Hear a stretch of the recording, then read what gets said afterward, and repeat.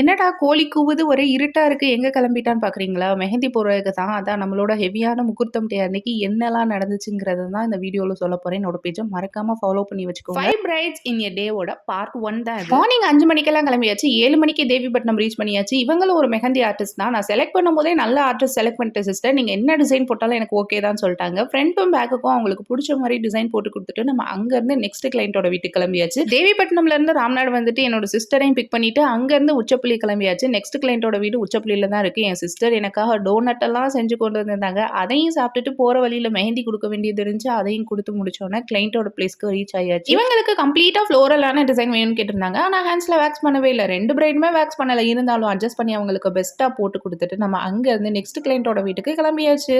இந்த வீடியோ ரொம்ப லாங்கா போகும். அதனால நான் பார்ட் 1, பார்ட் 2வா போட போறேன். பார்ட் 2க்கு கண்டிப்பா வெயிட் பண்ணுங்க. இந்த டிசைன்ஸ் எல்லாம் எப்படி இருக்குன்னு சொல்லிட்டு கமெண்ட் பண்ணுங்க.